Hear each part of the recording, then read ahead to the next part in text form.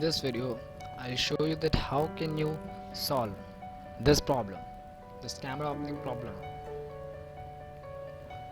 in Windows 10. This is just a tiny fault in your drivers, and you just have to enable your driver to solve it.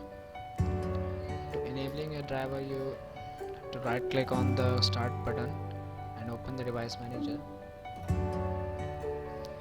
After opening, you have to go to the driver installed in a computer for your webcam. It will be under the camera section. After selecting the driver, you have to left click on the green icon, which will enable your driver for the camera. Now you can reopen your camera to check